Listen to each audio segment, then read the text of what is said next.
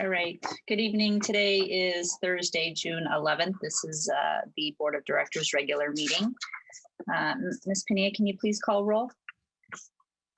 Absolutely. Director Sheets? Present. Kelly is not with us this evening. Sailors? Here. Gould? Present. Orzali? Here. Wood? Here. Clark? Here. Jones? Here. And White. Here. All right. The Metro Cable announcement, the open session meeting is videotaped for Cablecast on Metro Cable 14. Replay on Saturday, June 13th at 2 p.m. and Monday, June 15th at 6 p.m. on Channel 14. Webcast at www.sacmetrocable.tv. This is the public opportunity to discuss matters of public interest within the district's jurisdiction, including items on or not on the agenda. Madam Clerk, are there any speakers? I didn't have anyone contact me beforehand, but Art, if you could unmute all of our attendees and give them a chance to speak if they wish. I'm doing that now. We didn't get your message either because you were not speaking or because of a bad connection. To disconnect, press 1. To record your message, press 2. Okay. I'm not sure what that was about, but I'm going to mute that person. Okay, attendees, you are all, or at least have the ability to unmute if you would like to speak. Now would be a good time. We didn't get your message either because you were not speaking. Okay, yeah, I'm not going to let them stay. Press 1. To record your message, press 2. Okay. All right, hearing no That moving on to the consent items. Are there any questions for the board members? Madam Chair, I'd move consent. Second.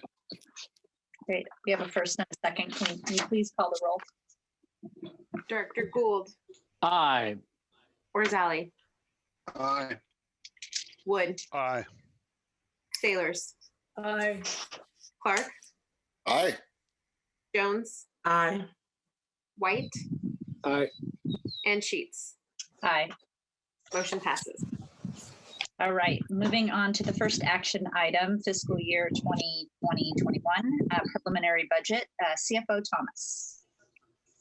Good evening, directors. While I share my screen to show the PowerPoint presentation, I will turn it over first to Chief Harms, who I think would like to say a few words. Please. Thank you, Amanda. Good evening, directors. I know a couple weeks ago when we had preliminary budget before finance, a few of you were able to listen in. We really don't have any changes in between that one and this one. I think probably for us, myself and the deputies and Amanda, is really putting this budget together. And this is actually our 5th budget that we've worked through together. Really was just the unknown that's happening right now is what are the economic impacts that are going to be out there? What things can we do today, though, really, to set us up for success as we move forward? I had originally sat down and kind of wrote out some stuff about the stock market, but if you look at what happened today, again, it just shows how volatile things are. And for us, really, what are the things over the next 18 months?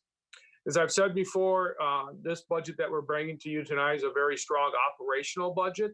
What does that mean? It's what we used as our guidelines when we built the budget, which what can we do with the funding that we have that provides the best service that is out there. Earlier this year, we came and we talked about our medic and our ambulance service delivery. Our goal was to add 5 additional ambulances to be able to put coverage into the system. In this budget, what you will see is that even though we are going to start the budget year with $2 million of surplus, we were able to add things in that directly relate to service delivery, but there were also things that if needed to, we could collapse in the future. So 2 examples are each year during kind of the peak time during the flu season, we would add 2 additional medics as flex medics. So they were 12 hours a day, every day. just because we see the call volume used to be that the weekends were busier than during the week, but nowadays it's just equal. It doesn't matter if it's a Tuesday or a Friday. So we added the two, and really in the past, what we would do was pay for those flex medics just out of basically the overtime account. This year, we added the two additional flex medic switch funding in there to cover the complete year. And you will also see that we have on the agenda tonight, or you just passed on the agenda tonight, our AMR contract, which adds two more additional medics. Both of those things that are very positive is that it allows us, if we move forward, whether it's at mid-year or final budget, but allows us to decrease services in a way that doesn't impact the membership as far as people go. So again, we've built those things into there to be able to move forward. We continue to invest in training. There's some capital items that we had identified very early on to continue on with those capital items, but again, having the ability to decrease if needed. You'll see in the budget, we are not going to run an academy class in fiscal year 2021. In the back half of that budget, we do have money that's in there because of anticipated retirements, unknown medical retirements that always happen. Is that our goal would be in the next fiscal year, probably to have a very large academy to be able to catch up during that time. 82% of the budget this year, again, will be with our number one resources, or our people. We anticipate a possibility of a 2% raise that was built into the contract. But again, probably the hardest thing for us to be able to do and work around are the things that we have no control over. And we've all talked about that. And I know a few of you, we've talked over this last week or so about pension costs, the insurance costs, medical and general liability, the OPEB. Those costs continue to come in, and looking at what we're doing right now, this budget is based off of 2018. So really, if you look down the road 18 to 24 months, looking at what happens to those costs is possibly we'll have additional costs as we move forward. Again, we assumed our increases. I'm very happy that the team sat down along with Amanda. We were able to add some medics into there. We'll start there. Our goal is to finish the year with a 15% reserve at about $32 million. And at this time, what I'll do is I'll turn it over to CFO Amanda to present the preliminary budget to all of you. Thank you, Chief Harms. Hopefully everyone can see the PowerPoint presentation on their screen. So just to start us off, as Chief Harms said, the preliminary budget was presented to the Finance and Audit Committee at the May 28th meeting. And since that time, no changes to the budget have been made. As we talked about at that meeting, and really, what is still the case today is that at this point in time, the financial impacts from COVID-19 remain largely uncertain. But we are not expecting significant impacts to revenues and expenses in fiscal year 2021. So really what that means for the 2021 budget is that uncertainty about what the future impacts might be, again, as Chief Harms spoke to, has really led us to a cautious approach to developing the preliminary budget for 2021, resulting in an overall $2 million budgeted general fund surplus. You've heard me say before, but I think it's never been more true than this year. The preliminary budget really is a starting point. It's called preliminary for a reason. So, we will obviously continue to refine the budget as we have more information throughout the year. So we will, we'll come back at final budget and mid-year budget with new information as we have more data. So kind of just before we get into actually talking about the 2021 budget, I did want to provide just a little bit more background information about what we know and what we don't know about the financial impacts of COVID-19. And I think at this point, there's a lot more that we don't know about what the future economic impacts might be than what we do. But kind of looking at what we're seeing and what we've already seen, there have been some immediate and ongoing impacts. So we have some information about these things. One of which is the reduction in EMS transport activity. So we certainly saw a reduction in March and April, and we're estimating that the total reduction in transports during those 2 months probably resulted in about $1.5 million in lost revenue. I will say that we've already received some CARES Act funding for about 400,000 of that lost revenue, and we've applied for more. The other thing that I will see is that, I think we've seen in May and June some recovery in those numbers that really indicate that this may have been more of a temporary impact. And then in addition, we've incurred some expenses in responding to the emergency. So we have an emergency operations team that was staffed up, obviously additional PPE expenses, and then the operation of the mobile integrated health or community care response units.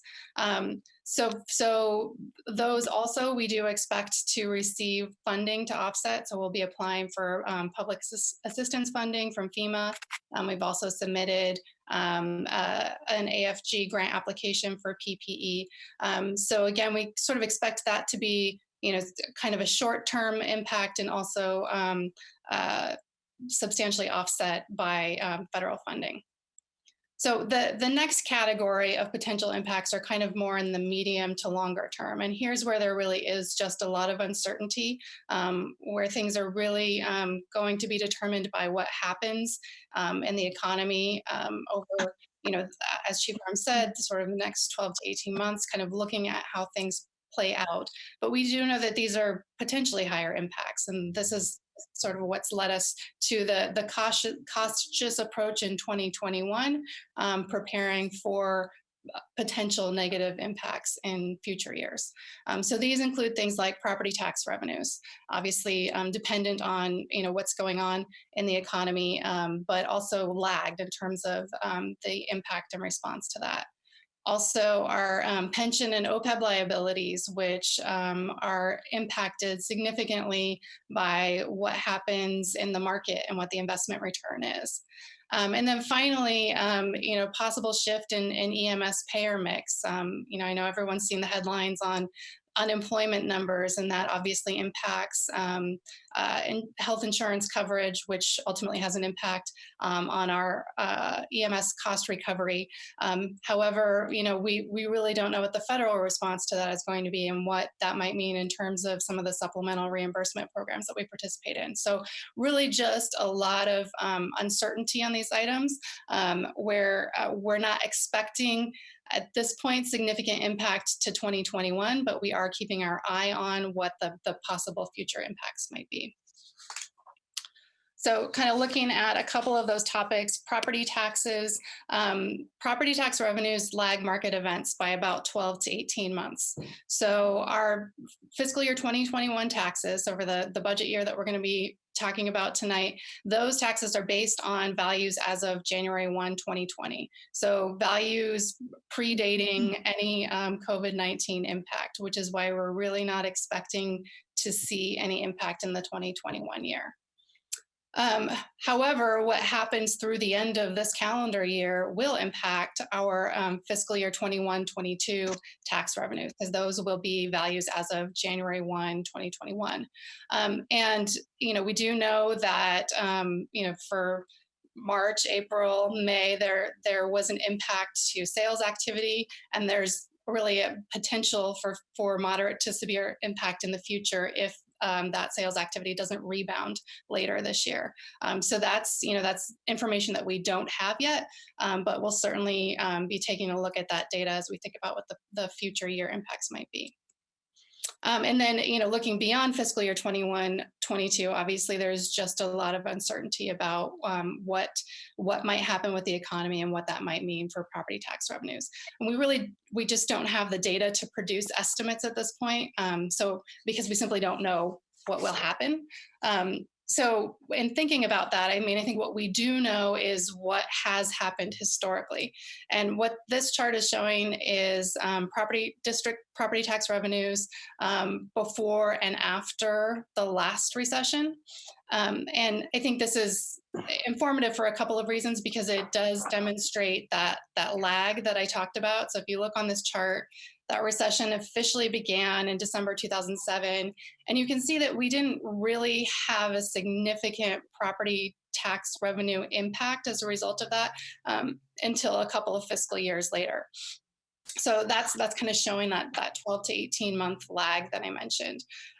What you can also see is that, you know, what resulted from that recession, and again, this is not predictive, so this is not what's going to happen this time, but it does kind of give us some historical context of what has happened, is that there were several years of declining property tax revenues. So we saw, you know, a 9% drop followed by 4%, another 4%, another 3%. Really overall, it was about a 19% reduction in property tax revenues, and it was 8 years before property tax revenues returned to their pre-recession peak. So if you look at, you know, kind of a comparison of revenues in each of those years to that pre-recession peak, it was a total of about $100 million in lost revenue over that period of time. So, you know, because property tax revenues are such a significant funding source for the district, obviously, these types of negative impacts have a large overall cumulative impact. So it's clearly something that, you know, we're going to be keeping our eye on, and, you know, are going to be looking at data as it comes out and developing estimates as we have the information. But I just want to underline that we really don't have it right now. Right now, we just know that there's, you know, that there are potential negative impacts, and we know that there's some uncertainty that it makes sense to be prepared for. Kind of looking at, you know, what some of the other potential impacts could be, and thinking about our pension and OPEB liabilities. So I mentioned, you know, investment return. And so negative impacts on investment return could result in higher required contributions for both pension and OPEB liabilities. But again, similar to property taxes, those impacts would be lagged. So if we look at our required contributions for this upcoming budget year for fiscal year 2021, the CalPERS contributions are based on an actuarial valuation as of June 30th, 2018, right? So we have about a 2-year lag in terms of when that investment return and other experience actually impacts our required contributions.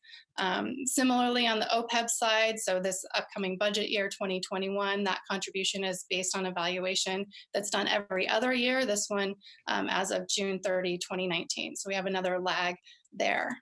If we think about what's happening right now, and, you know, Chief Harms kind of sort of stole my line, I think, when I was talking about this with Finance Committee a couple of weeks ago, it was, well, you know, things now look better than they did a few months ago. And then today was another volatile day, and who knows what's going to happen by the end of the fiscal year. But whatever does happen, that current year investment return will impact pension and OPEB contributions beginning July 1, 2022. So the fiscal year 22-23 budget. So, you know, so whatever does end up happening this year, we'll be able to sort of estimate and plan for that impact in future years. And, you know, we can sort of think about what that might look like based on this chart, which just gives some possible scenarios. Not that, you know, there's any likelihood attached to any of these, but it's just a way of thinking about, okay, what might it mean? So what this is showing is projected CalPERS contributions under different investment return assumptions for this current fiscal year. So CalPERS assumed rate of return is 7%. So they assume that they're going to earn 7% on their money every year.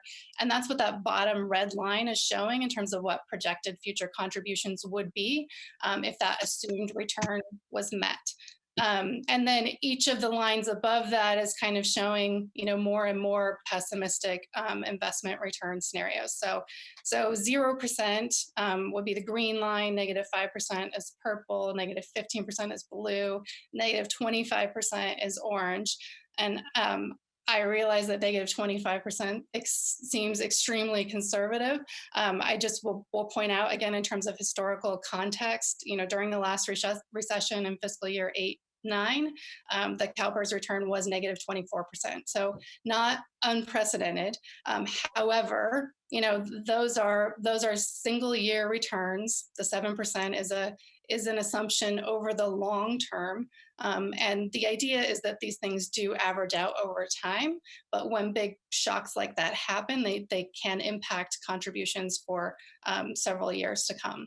So basically, if you kind of average out, these different scenarios and what the impact is for every 1% reduction, so 1% less than that assumed 7% return, that would translate into an additional $1 million contribution required each year. So you can kind of, think about what the impact would be based on sort of that rule of thumb. And like I said, we'll have more information when we know what actually happens this year and the following year, and a couple of years time to sort of factor that into the forecasts going forward. So now just kind of with that sort of backdrop about, what are we looking at and what do we know and what do we don't know about the current economic environment and what the impacts might be, turning to the fiscal year 2021 budget. As we mentioned, the budget is taking this cautious approach. There's an overall $2 million surplus budgeted in the general fund. That's resulting in a projected ending reserve balance of $32 million. So that would be at the end of fiscal year 2021. Building of the reserve balance is another indication of kind of the approach and addressing sort of the uncertainty that's out there. So in the budget, we're showing increases in property tax revenues, medic cost recovery, and deployment revenues. And as I mentioned, we're not projecting at this point in time any negative impacts from COVID-19 to the fiscal year 2021 revenues. Our labor cost increases in 2021, as Chief Harms mentioned, are driven largely by pension, OPEB, and medical contributions. And then we're also reflecting some cost savings as a result of deferring the next firefighter academy beyond fiscal year 2021, and also eliminating certain non-essential services and supplies expenditures. So looking at the overall budget for all district funds, that's what we're showing here on this slide, and then focusing on the general fund, which is the first column there, you can see that for fiscal year 2021, we're showing revenues and expenditures in the general fund roughly equal to each other of about $229 million. And next we look at the transfers that need to go out of the general fund. So there's about $7 million that's going from the general fund to the capital facilities fund. And that is essentially paying for debt service in the capital facilities fund, as well as any capital assets that aren't being financed in 2021. And then we have money that's coming in from the IGT fund to the general fund. So that's net funding of about $9 million that's coming into the general fund. And when you look at the overall bottom lines, our revenues minus expenditures, minus transfers out, plus transfers in, that's where we have our $2 million operating surplus in the general fund. Before I leave this slide, because I'm going to focus the rest of my presentation on the general fund, I did want to point out in those yellow circles there are the capital outlay that we're budgeting. So in the capital facilities fund, there's about $6 million for equipment, vehicles, apparatus, other capital purchases. And then in the development impact fees fund, we are budgeting $7 million for the construction of Station 68. So that would be using development impact fee revenue to pay for that construction. So looking a little bit closer at the general fund and some of the year-to-year changes. So from our current 1920 mid-year budget to this proposed preliminary budget for 2021, Property taxes, we're looking at an increase of about $7 million year over year, and that's about 4.5%. This is an assumed amount that's based on estimates that are developed by our property tax consultant. So when we come back at final budget, we hope to have an amount that's actually based on the tax roll finalized by the county assessor. So right now we're working with assumptions about those revenues. Overall, total revenues, we have about a $14 million increase to that $229 million total revenue number. Looking at expenses, increasing about $10.5 million year over year. And then our transfers in and out, essentially unchanged from 1920 to 2021. But if you look at the bottom line, so that $2 million budgeted surplus in 2021 compares to a $1 million budgeted deficit in this current year. So overall, a $3 million improvement year to year. Looking back at the history of general fund revenues, that the dark blue portion is really the same thing that we were looking at when, a few slides ago when we looked at the history of property tax revenues. Light blue is all other revenues. So really over that period of time, we did see larger increases in other revenues, mostly medic cost recovery revenues, so that pre-recession total revenues recovered faster than, or we post-recession recovered to the pre-recession level faster than property tax revenues did. Looking at fiscal year 2021, total revenues, including the transfer in of $238 million. That's that $14 million increase year over year. Half of that roughly being property tax revenues, half of that increase being property tax revenues. And then the other increases that we're seeing are about $2 million for medic cost recovery. And then we have a $5 million increase in deployment revenues, really because 1920 was an unusually low year for deployments. So when we go back to budgeting at an average level for 2021, we have a significant increase year over year. In terms of the split of our revenues, about 70% are property taxes or property tax related. The next largest category is charges for services, which includes the medic cost recovery at about 24%.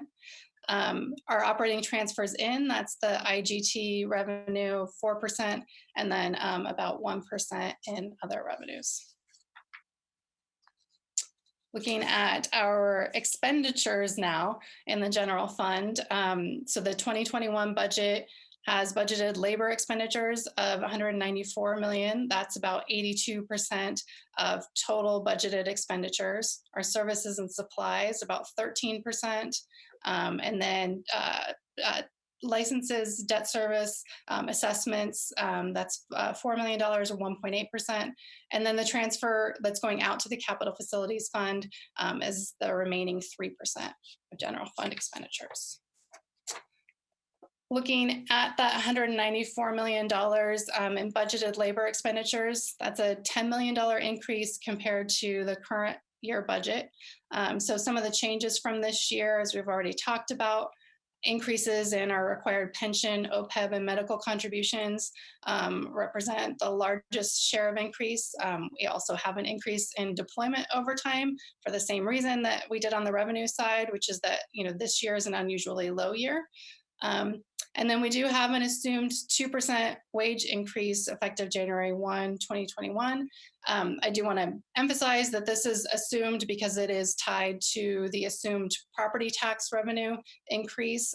So that final number won't be known until we get into the fiscal year. And hopefully by final budget, we will know both what the property tax value increase will be, as well as what that would result in based on the terms of the MOU. So at this point, those are both assumptions. And then finally, we have some savings, as I mentioned, as a result of the firefighter academy being deferred and beyond 2021. So obviously, because we had those types of expenses in 1920, eliminating them from 2021 results in a change in the budget. So turning to look at our services and supplies budget, that totals $31 million, and that's about $1 million increase compared to the current year. 1.3 million of that is for the additional contract ambulance units. We also have about $500,000 increase for liability and property insurance premium. And then offsetting those increases, we have a decrease of about $1 million for safety equipment, clothing, and supplies. That's due to a combination of 1920 having large one-time expenditures for the SCBA purchase that we no longer have in 2021. And then also deferring that academy meant that we don't have those types of expenses in the 2021 budget. And then finally, there's about $300,000 decrease due to reductions that were made in travel, conference, and training budget. So just kind of wrapping up and looking at the other items in a summary of the general fund. So the final category of expenditures are debt service assessments and contributions. That budget totals $4 million. It largely includes the assessment that we pay to the county for property tax collection, and then the assessment that's paid to the state for the GEMT quality assurance fee program. As we've already talked about, the net transfers coming into the general fund are a net positive of $2 million. So there's $7 million going out to the capital facilities fund and $9 million coming in from the IGT fund. So overall total revenues minus expenditures plus transfers is that $2 million budget surplus, resulting in a projected general fund reserve at the end of the fiscal year of $32 million. And that concludes my presentation. So our recommendation is to adopt the preliminary budget for the fiscal year ending June 30th, 2021. I'm happy to take any questions you have. Are there any questions from the board members? Yes, Madam President, this is Gay. Thank you, Amanda, to you, your staff, all the finance and grant staff for pursuing that funding from the CARES Act and FEMA and the other potential sources there. That's greatly appreciated. I would like to request that a copy of this PowerPoint please be sent to us as directors so we have it for reference. It's an excellent summary of where we are. I have one question here. The IGT 9.2 million that was mentioned at the beginning of the presentation, is that secured? Is that a for short thing, or is that a projected number? Yes, so that's a good question. What we transitioned to a few years ago was programming IGT revenue for use in the general fund the year after the IGT actually occurred. So that is funding that's resulting from prior year IGTs. In fact, that revenue was all received, I think, as of last month. So it's through the activity year of fiscal year 18-19. And we actually do the IGT in fiscal year 19-20, and then it will fund general fund expenditures in fiscal 2021. So it is in hand. And then we have budgeted in the IGT fund the IGT activity that would occur in fiscal year 2021 that would be available for use in the general fund in future years. Mm-hmm. And then just a comment that the deferral, thank you for that. The deferral of the academy could have an impact on our overtime costs in the next year because of the time, well, obviously less people and the time lag after recruitment academy and getting them online. So just a little aside there, because that could spike one of our numbers.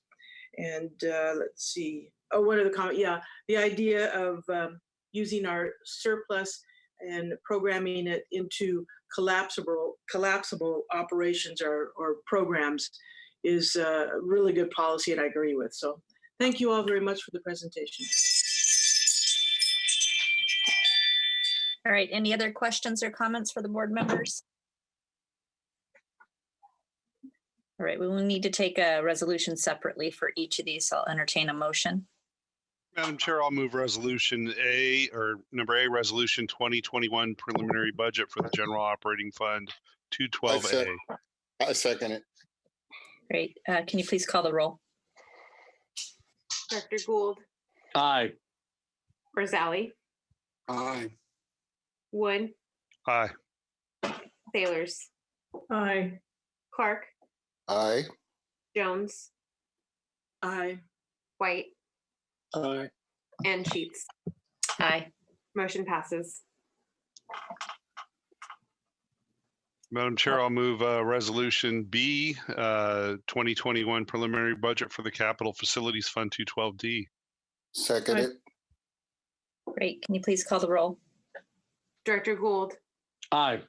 Rosali, Aye. Wood, Aye. Sailors, Aye. Clark, Aye. Jones, Aye. White, Aye. and Sheets. Aye. Motion passes. Madam Chair, I'll move item C, resolution 2021 preliminary budget for the grants fund 212G. And I will second that. Great. Can you please call the roll? Director Gould, Aye. Rosali, Aye. Wood, Aye. Sailors, Aye. Clark, Aye. Jones, Aye. White, Aye. and Sheets. Aye. Motion passes. Keep going. I'll move number D, resolution 2021 preliminary budget for the development impact fee fund 212I. Second it. Great. Can you please call the roll? Director Gould, Aye. Rosali. Director Rosali, can we get your vote one more time? Aye. Thank you. Wood, Aye. Sailors, Aye.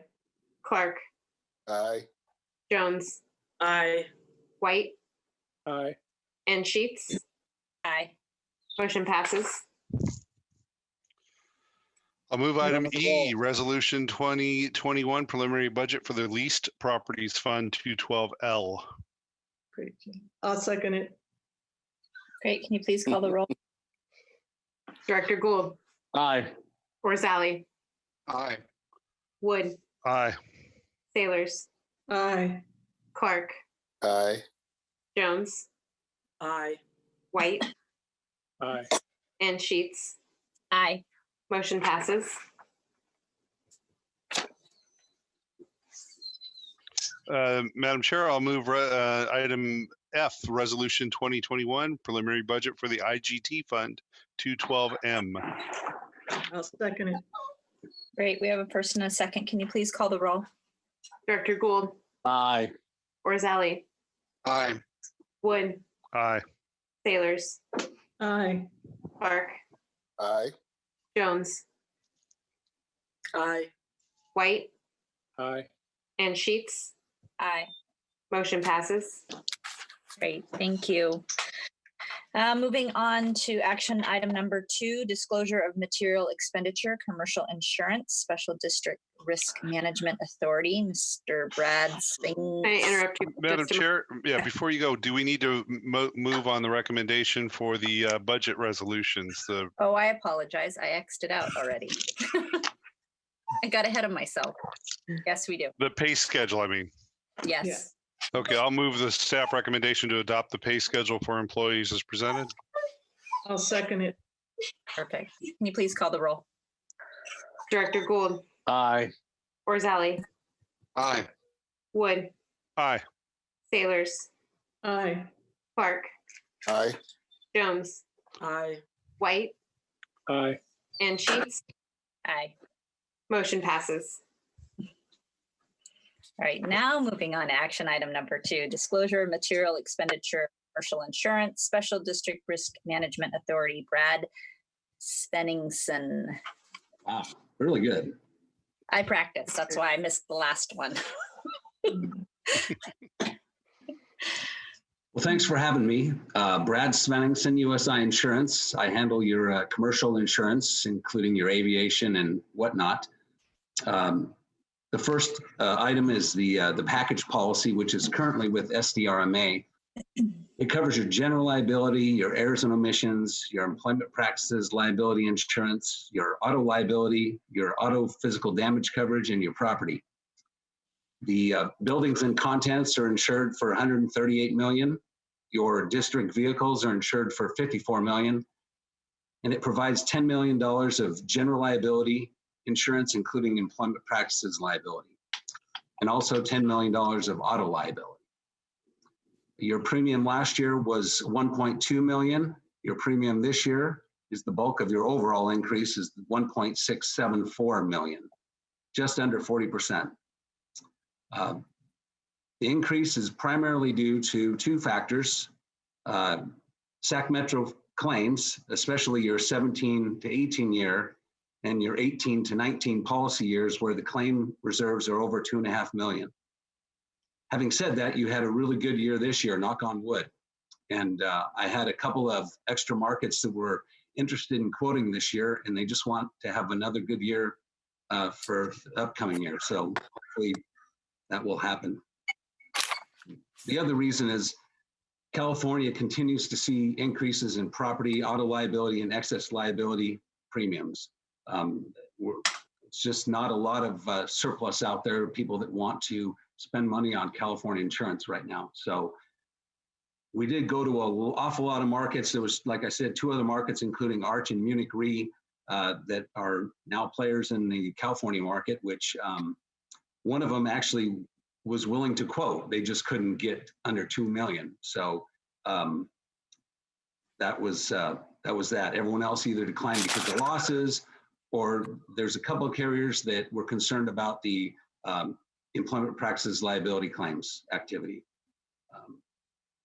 And so that kind of sums up on the package policy. I'm happy to take any questions on that. Are there any questions or comments from the board?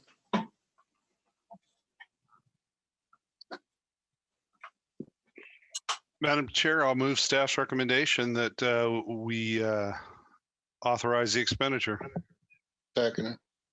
Great, we have a first and a second. Can you please call the roll? Director Gould, Aye. Orzali, Aye. Wood, Aye. Sailors, Aye. Clark, Aye.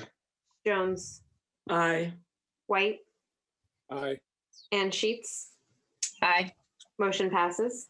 All right, action item number 3, disclosure of material expenditure, excess workers' compensation insurance, Safety National Casualty Corporation. Mr. Svenningson, you're up. Yes, thank you. Yes, this is the policy that gives you the excess insurance over your $3 million primary. So if there's something horrible that happens, this will take place and take care of the coverage. You've had decreases the last 4 years. This year, the rate is up 3.5%. The rate is still lower than what you paid in 16 to 17, 17 to 18, and 18 to 19 policy years. One significant change, unfortunately, is all carriers are removing the communicable disease endorsement.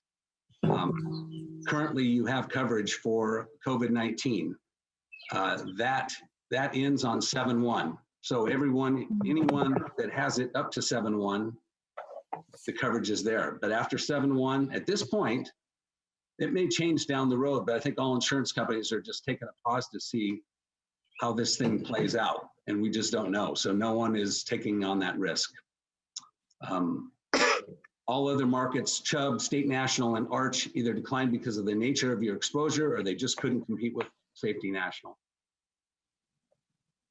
Happy to take any questions on that.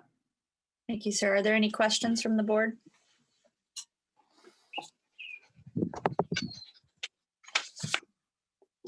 I'll entertain a motion.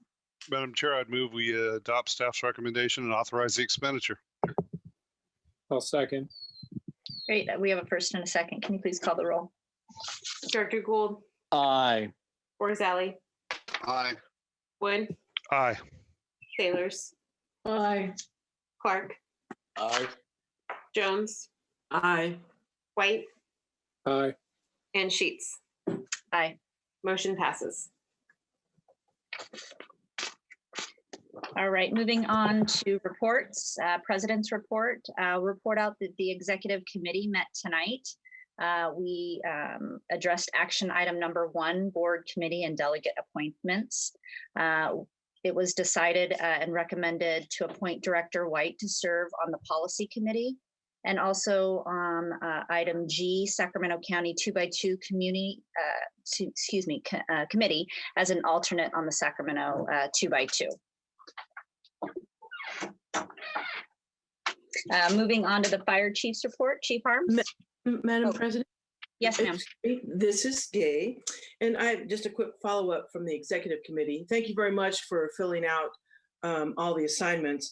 And just to reaffirm, for example, I'm on 3 different committees, so that if I cannot attend, my understanding is I will contact the clerk of the board, Melissa Padilla, and let her know about my upcoming absence, and then she can contact the appropriate alternate. Is that our basic process? Yes, ma'am. Thank you. Mine. Yes. All right, moving on to the fire chief's report. Chief Harms. Good evening again, directors. It's been 2 weeks since our last meeting.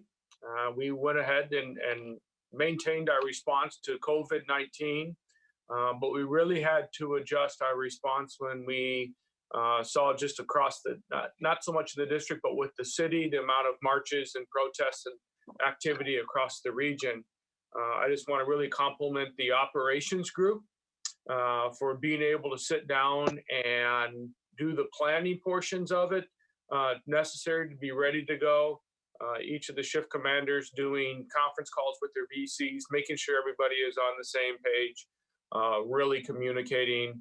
And then the positive relationship that we have with the city, of the city being able to share their plans with us, inviting us to be involved, inviting one of our members to be in the real-time crime center, so that the information that the folks and the troops had in the field was the best, the quickest, and the most accurate information that we could have during that time. Tonight, I'm sure there's a few people that are nervous, is that tomorrow is the captain's written tested is here at headquarters. We have 28 candidates that will start, and so good luck to each one of those candidates. Next week is the Captain's Academy. The Battalion Chiefs and Training Division and Chief Kiley put together a program for 5 days, which prepares them for the job as a captain. Once they complete that, they'll move on to the next section, which is the interview process. Talked about relationships. One of the things we came to you probably about 1.5 years or so ago, or maybe even 2 years ago now, is we put a captain down in the Uwasi area, and that was a funded position.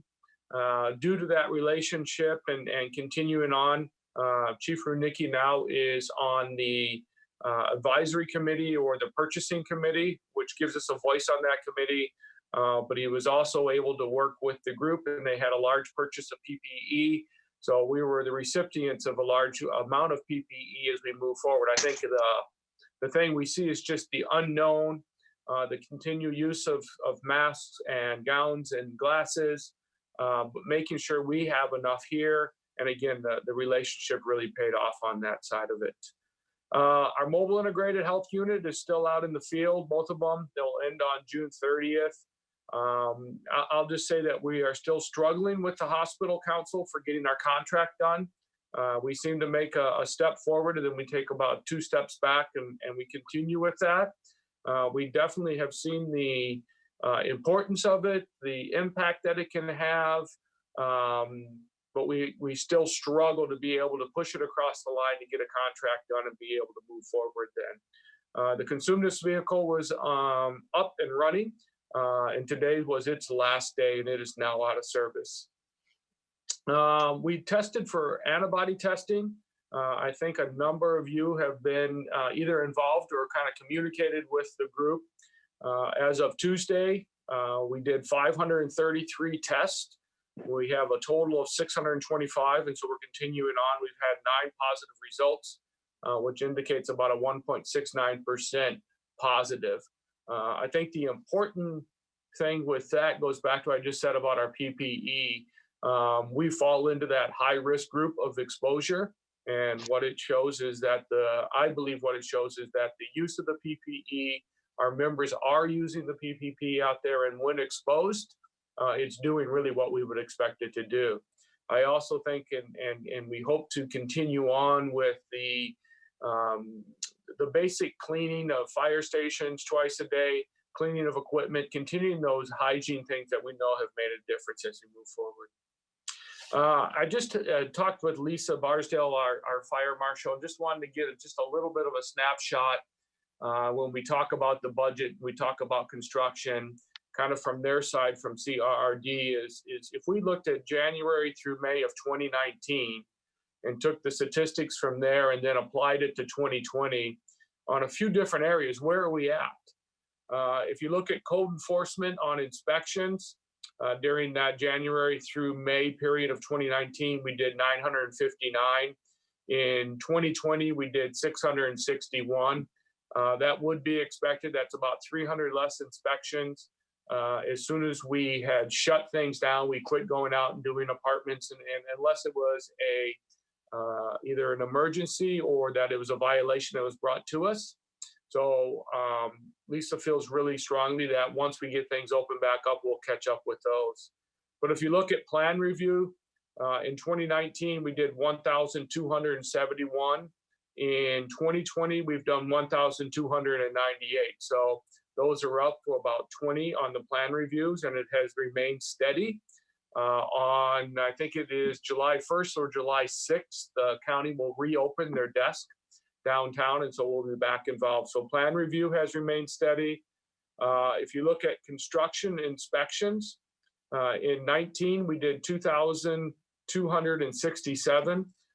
This year we did 2,531. So construction inspections still remain up. Overall residential looks like it's down about 5%, but overall with construction, it's up by about 270, looking at the same period as last year. So those are good numbers for us. One last thing, or two last things, weed abatement. They put out 303 letters were sent out on May 1st. Our first round of looking at compliance out there, 61% compliant rate, which again, during this time is very good. And in 2 weeks, we'll go with the next inspections. The last one from that area, and a lot of questions have come out about fireworks, the displays, and also Safe and Sane. They are moving forward with Safe and Sane sales. It does look like the number of applications for permit for the booths are down. The other one is on as far as large displays.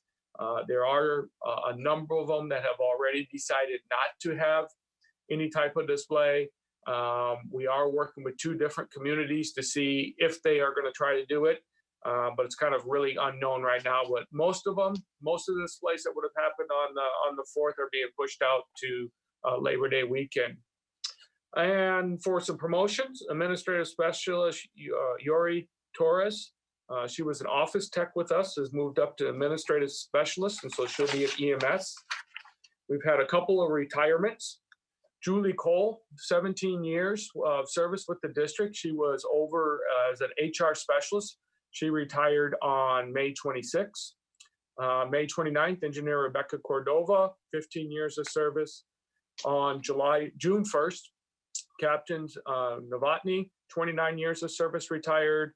And on June 3rd, Engineer Mark Schreck with 28 years of service, retired. So congratulations to the retirees. I hope they enjoyed their retirement. We had, and I'm sure Director Jones will talk more about it, but we had a 2x2 meeting with the County of Sacramento. I just think on my side, it continues to be just a very productive meeting with the supervisors. We talked somewhat about our mobile integrated health, some interest that we have in a crash truck that will become available, and some contracts, hazmat contracts. So I'll leave the rest of that to Director Jones. And the last thing is on July 1st, I was asked by the California Metro Chiefs to chair the Metro Chiefs Fire Chiefs Association. So I'll take over that. That's the 16 largest departments in California. And Jill and I will support that for moving forward. That ends my report unless you have some questions. Thank you, sir. Are there any questions from the board members? All right, great. Thank you. Moving on to the operations report, Chief Bridge. Good evening, President Sheets and directors. Can you hear me okay? Yes, sir. Oh, good deal. Eric Bridge, Deputy Chief Operations, and just want to brief you on some numbers we've been doing for the last few weeks. But prior to giving you some stats and numbers of call volumes, so I'll brief you on our participation at the Real-Time Crime Center during the civil unrest days. We were fortunate to have a good, solid relationship with the Sacramento Fire Department and Sacramento Police Department. We're able to occupy some limited space downtown where they have the ability to view the city in a way that assists us with deploying resources in case the civil disturbance gets out of hand. So we had somebody there every night, sometimes till 3 in the morning, from 5 p.m. till 3 in the morning. And we were able to work closely with the Sheriff's Department. And this is where all the law enforcement officers would convene and be able to meet and discuss together the work in a unified command type structure. So it's a very valuable resource. The relationships are paying off. And that fortunately, the way it was handled, our losses were minimal in terms of businesses and such. But the good news is the injuries were also very limited as well. So, and then moving on to our response to the COVID-19, we do have Critical Care Response Unit 102 and 109 still in service till the end of this month. They are still providing a valuable resource. I spoke with Captain Scott Perryman this morning, and he continues to remind me of how much the Sacramento County Public Health Department is grateful for our willingness to step in and provide those to provide response to many of the areas where some of our less fortunate members of our community are not able to access COVID-19 swab tests in those. So we're having a good impact there. There's, again, our main target is congregate living facilities. There has been a few positive responses, a few positive cases in the last week, whereas we went about 2.5 weeks without any, but we've had, I think it was around 5 or 10 as opposed to 0 and 0 for the last several weeks. Again, most of those were asymptomatic. So that continues to be a trend. And now we can move into some of the numbers. We've had the trends, just so you have a little general idea of where we've been since the beginning of the year. And I'll just be real brief with the numbers so you can see the trend. In January, we average just over 400 responses a month. So January, we ran 426. February, we ran 435 total responses, fire, EMS, everything. And then we saw our numbers, or excuse me, I'm just giving you the top busy numbers there. No, I'm sorry. Total numbers of responses were 8,400 in January, 8,000 in February, 7,800 in March. And then in April, that's when they had the significant drop, 6,700 calls in April. And then May, we jumped up to 7,800. Currently, we're on track for about the same number for the month of June, 7,500. So the call volume, you saw the dip. We've been reporting out about that. So things seem to be appearing to be back on track to have normal run volume. The interesting numbers were the fire responses we've had throughout from January through now have been holding steady at about 12% of our responses. So that never dipped. The total number of EMS responses, though, in that month of April was when we saw our big drop. We typically would see something closer to around 7,000. We only had 5,600 EMS responses in the month of April. As the fire responses stay at 12%, I also want to bring to your attention too the fire the fire behavior that's projected that we get from our fire behavior specialists that generally work for the CAL FIRE area, but they've been reporting that the fuel moisture in the Northern California sections have been extremely dry. So they anticipate the fire behavior to be a little bit more busy from Sacramento on up to the borders. And that's been proven to be true, as typically our call volume for fire incidents has been around 11, 12% a month. It's around 15% for this month so far. And we just got off of another fire in the Placer County, right on the border of our district. It was just on a Fafawar-Larga north of PE. We had PFE, excuse me, was about a 50-acre response. So the fuels are dry, and fortunately we had our dozer and our copter up in the air to assist CAL FIRE with that response. CAL FIRE and Placer County and Roseville Fire Department, but 4 of our companies and our dozer and our copter and 2 of our chief officers assisted CAL FIRE with command of that incident. Good job, no structures lost, nobody was injured. And again, that was about 50 acres in all. Those are the big numbers and stats of what we're doing. Again, I couldn't be more proud of our members. And I want a big shout out to Chief Law and Marcy Mateo, who helped me with, they're the ones who provide me with all the stats, because those don't just provide and just jump into my brain automatically. So thanks to them so much for providing these numbers so I can provide those to you. The members are doing a fantastic job. The PPE works. We have a huge stockpile. We are in a good position and feeling very confident and comfortable with where we are moving in the future. In anticipation of any other future outbreaks, we're in a good solid position for now. However, we will continue to track that so we always stay in a good position to keep our members safe. So thanks to everybody. And that's my report for you tonight, unless you have any questions. Thank you, Chief. Are there any questions for the board members? All right, thank you, sir. Moving on to the firefighters, Local 522. Is Captain McGoldrick on the line? I think Joel Roberts might be there tonight for him. Yeah.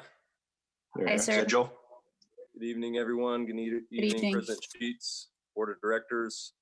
Filling in for Mike McGoldrick tonight. He had his daughter's graduation. Also wanted to welcome Director White. Always good to see a familiar face out there. And congratulations to the 18 new firefighters out there online.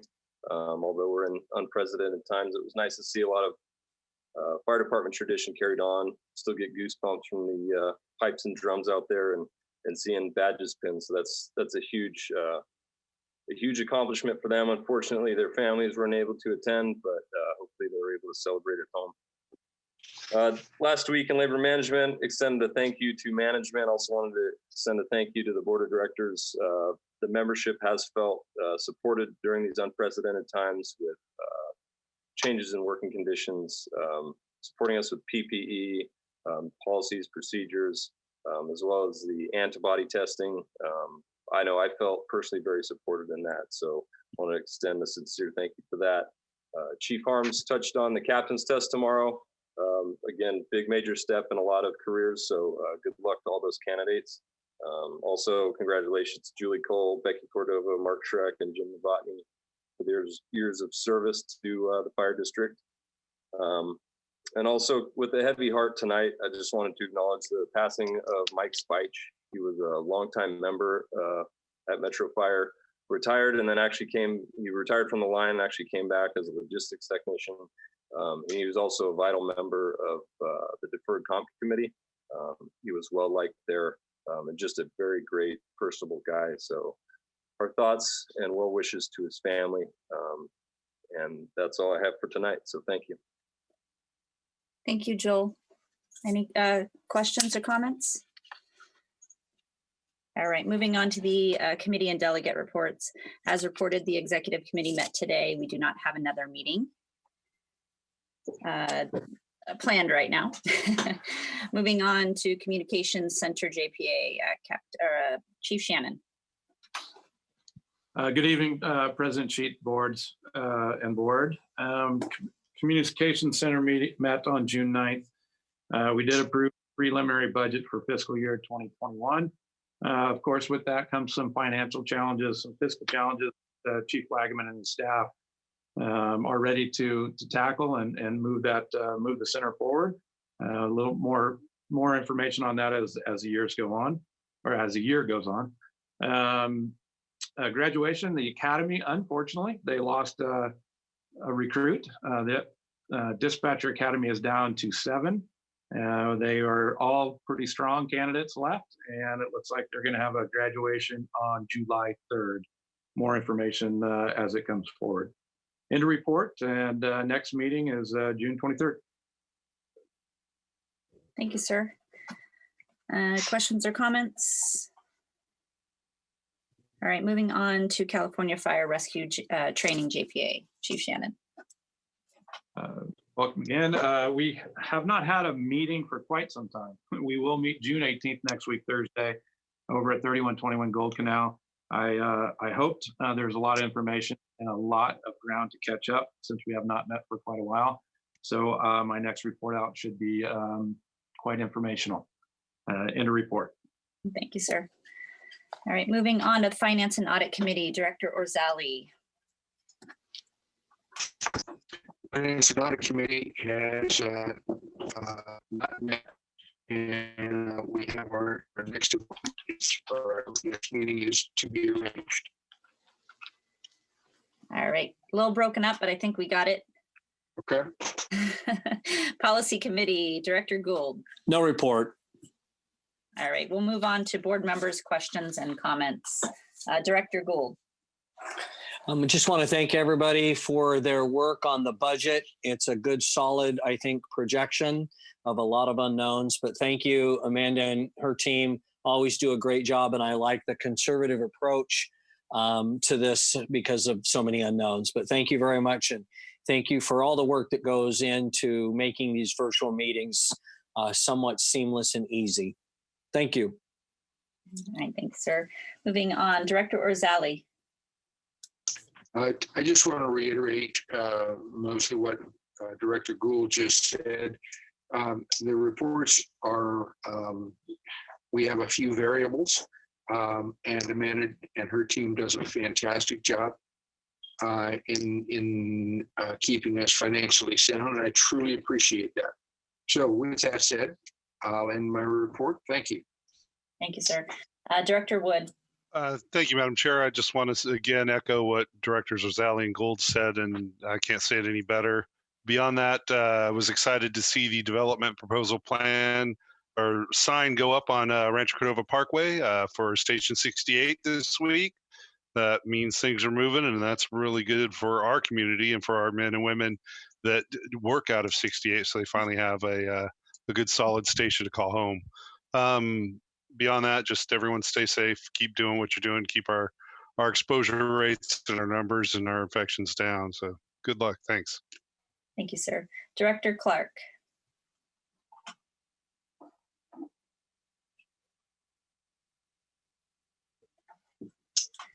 Director Clark.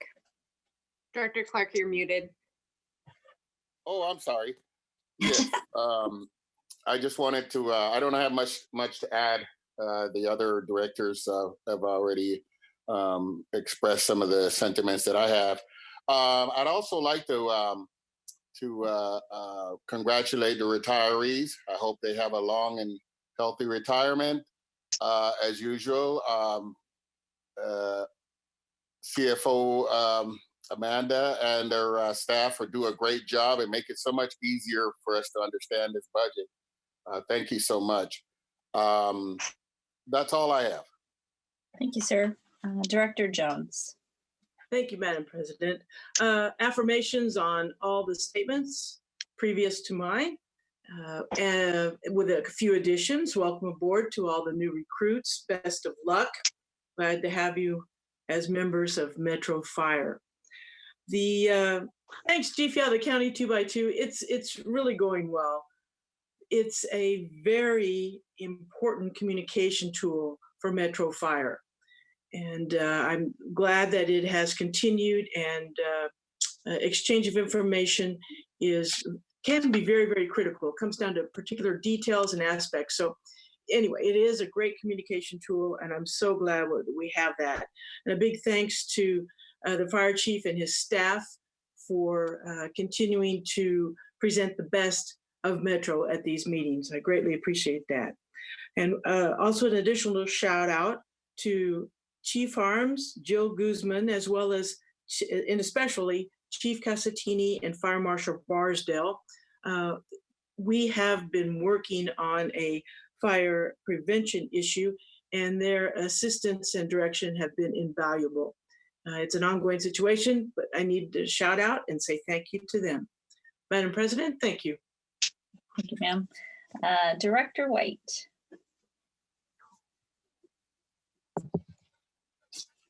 Thank you, Madam President. First, I'd also like to thank Joel Roberts for the welcome. I appreciate it. And I'd like to thank the executive committee for the trust and placing me on the policy committee and back up on the Sacramento County 2x2. I look forward to contributing in those areas.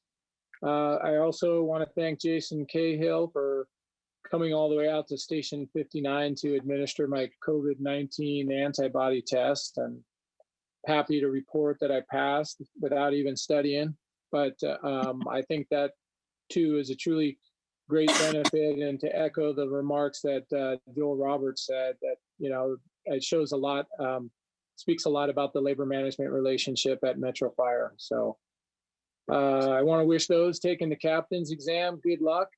I want to congratulate Chief Harms on his new appointment to chair of the California Metro Chiefs. And I would respectfully ask that we just take a moment of silence at the end of tonight's meeting in honor and respect for Mike Spike, who's a good friend, a neighbor, and someone who has contributed significantly to the organization in more ways than one. So that's all I have. Thank you, sir. Director Sailors. I would just like to thank everyone for their presentations tonight. I'd like to wish luck to all the potential captains taking their written test tomorrow. And I'd like to thank all the crews that were working today in my neighborhood, putting out 2 different grass fires in Alberta. One of them was not in Alberta, but it was just close to it over here in Placer County, but we went out and helped. Thank you, Chief Harms, for finding out about that fire for me, since it was not in our district. Congratulations, Chief Harms, for being elected to the board for Metro Fire Chiefs. And that's it for tonight. Thank you. Thank you. I too want to wish all of the captain or the employees that are taking the captain's test best of luck on the exam tomorrow. Congratulate the employees that promoted and the retirees. With that, we will observe a moment of silence and I will adjourn the meeting after.